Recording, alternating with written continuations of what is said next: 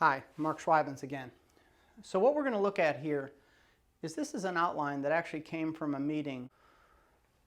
As I stated in the prior clip, we have people that come by our offices and say, hey, I'm getting ready to sell my business. I want to know what to do with the buildings. So they come to the real estate firm that sells the most buildings in Wake County. Happens to be our firm, Property Resources.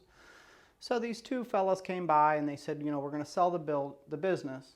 And we think it's going to trade at a 6. That's the same price to earnings multiple I sold my business for several years ago. They have 170 employees. I had 78. They're selling at a 6. I sold my business many years ago also at a 6. So a lot of business owners struggle with the fact that they sell their business on a price to earnings multiple, but buildings are sold on a cap rate. The simplest thing to do is just convert the cap rate to a price to earnings multiple to help make the mathematics really simple for you. So if you have a business that's going to sell at a 6, we already know the math there. You take your net income times 6. That's the value of your business. But the building's not as straightforward. Right now buildings are selling for roughly a 7 cap. Rates are falling. People are trying to get out of cash. So we got falling cap rates in the local market. The cap rates right now are at a 7 cap, and all you got to do is divide 7 into 100 and you get a 14.28 price to earnings multiple. This is the way we're going to compare the building to the business.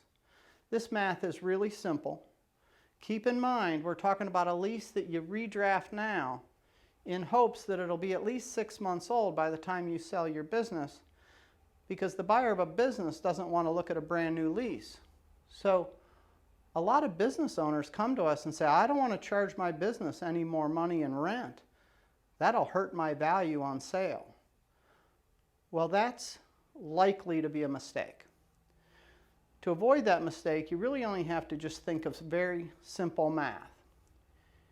If we decide to give the building $25,000 more in rent, the value of the business is going to go down by $150,000. That's simple math.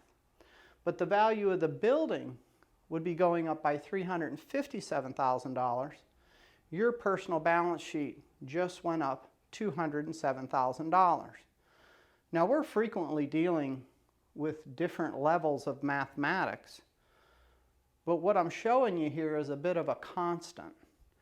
Typically, the rent is worth twice as much value as the cost of your business. If there's anything about this that's confusing or difficult to understand, give us a call. We're right at 7000 Six Forks Road in North Raleigh. Most business owners choose to come by because when you're contemplating likely the biggest transaction of your life, you want to reach out to the experts and make sure you got it right. So if you have any questions, give us a call. Thank you.